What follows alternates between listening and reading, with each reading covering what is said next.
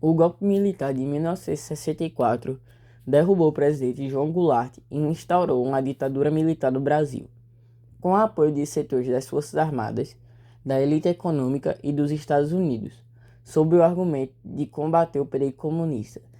O primeiro presidente do regime, Humberto Castelo Branco, iniciou a consolidação da nova ordem autoritária com atos institucionais, que restringiam direitos civis e caçavam mandatos políticos.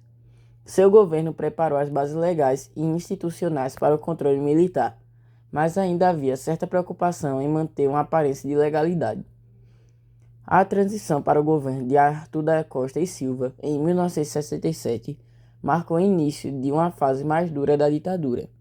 Enquanto Castelo Branco era visto como mais moderado, Costa e Silva representava a ala linha dura das Forças Armadas, defendendo o uso mais intenso da repressão para manter a ordem. Sua posse simbolizou o fortalecimento do autoritarismo dentro do próprio regime. No início de seu mandato, o Brasil vivia um clima político tenso, com o aumento das greves operárias, manifestações estudantis e a insatisfação de diversos setores da sociedade. Economicamente, o país enfrentava inflação e desigualdade, apesar de algum crescimento. O ambiente era de repressão crescente, culminando em 1968 com o Ato Institucional número 5, que suspendia direitos civis e instituiu a censura e a perseguição a opositores.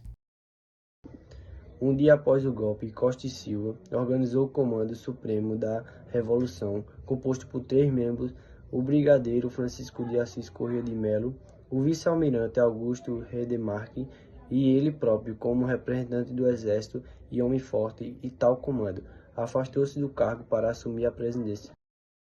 A Constituição de 1967 foi um marco legal autoritário criado durante a ditadura militar no Brasil, com o objetivo de legitimar o regime e concentrar poder no executivo. Ela incorporou atos institucionais, restringiu direitos fundamentais como o de reunião e o acesso à justiça, e fortaleceu o controle estatal. A Constituição de 1967 vigorou até 1978, quando foi substituída pela Constituição Federal, que estabeleceu a democracia e o Estado de Direito. Principais características: autoritaria e antidemocrática, centralização de poderes, incorporação de atos institucionais, retração de direitos fundamentais, foco na segurança nacional e eleições indiretas. Legado: período repressivo. A Constituição de 1967, junto com os AIs, como AI-5, marcou o período mais repressivo da ditadura militar, caracterizado pela forte censura e controle. Fim da democratização. A Constituição de 1967 foi o dispositivo máximo que trouxe legitimidade e atos antidemocráticos, até a redemocratização, culminando na promulgação da Constituição de 1978. No período da ditadura militar no Brasil, 1964 e 1985, o governo controlava fortemente o que podia ou não ser divulgado. A censura era uma forma de impedir críticas e esconder as ações do regime. Quando uma matéria era censurada, alguns jornais deixavam o espaço em branco ou preenchiam. Como eram as prisões, torturas e desaparecimentos de opositores durante a ditadura militar? Durante a ditadura militar no Brasil, o governo usou a violência e o medo para calar as pessoas que lutavam pela liberdade e pela democracia. Muitos cidadãos inocentes, estudantes, artistas, jornalistas, padres e políticos foram perseguidos por se oporem ao regime. Como eram as prisões políticas? Qualquer pessoa considerada inimiga do regime poderia ser presa mesmo sem prova ou julgamento. As condições nas prisões eram precárias e violentas. Os métodos de tortura eram usados para intimidar, punir e forçar confissões. As vítimas sofriam choques elétricos, espancamentos, afogamentos e outras formas de violência física e psicológica. Torturar era uma prática secreta e negada pelo governo, mas comprovada anos depois por testemunho e documentos oficiais. Alguns militares acreditavam que torturar era uma forma de proteger o país das ideias contrárias ao regime.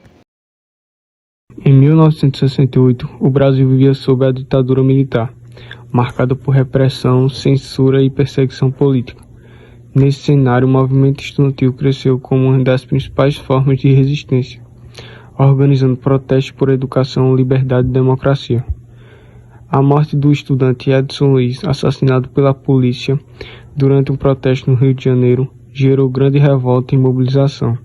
O ponto alto foi a passeata dos 100 mil, em 26 de junho, que reuniu estudantes, artistas, intelectuais, religiosos e trabalhadores em um ato pacífico contra o regime. A sociedade civil e a intelectualidade tiveram um papel importante nesse momento, unindo forças com os estudantes na luta por direitos. Apesar da resposta violenta do governo, com a AI-5 decretada no final do ano, a passeata ficou marcada como um símbolo de resistência à ditadura e da força do povo organizado. O ato institucional número 5, AI-5, foi o mais duro e repressivo dos atos instituídos pela ditadura militar brasileira, decretado em 13 de dezembro de 1968, durante o governo do general Arthur da Costa e Silva.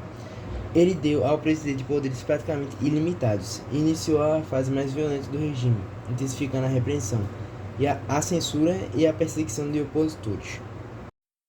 Principais medidas e consequências do AI-5: fechamento do Congresso, cassação de mandatos e suspensão de direitos, fim do habeas corpus, censura, concentração de poder. O que motivou o AI-5? O ato foi uma resposta à crescente insatisfação popular e à oposição ao regime militar, que se manifestou em diversos protestos, como a passeata dos 100 mil. O pretexto imediato para a decretação foi a recusa da Câmara dos Deputados em cassar o mandato do deputado Márcio Moreira Alves, que havia feito críticas ao regime. O AI-5 vigorou por quase 10 anos, sendo revogado em 1978, durante o governo general Ernesto Geisel, como parte de um processo de abertura política lenta e gradual.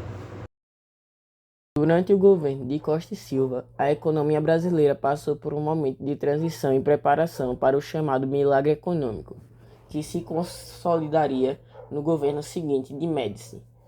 O país adotou uma política de desenvolvimento voltada para a industrialização e modernização da infraestrutura, com forte apoio do Estado e incentivo ao capital estrangeiro.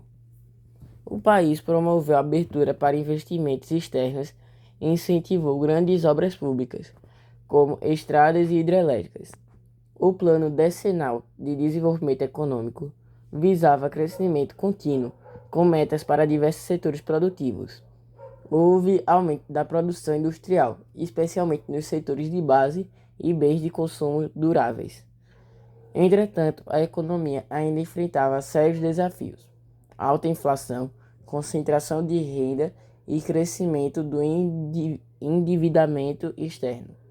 Apesar de um leve crescimento do PIB, os benefícios não eram distribuídos de forma igualitária, ampliando as desigualdades sociais.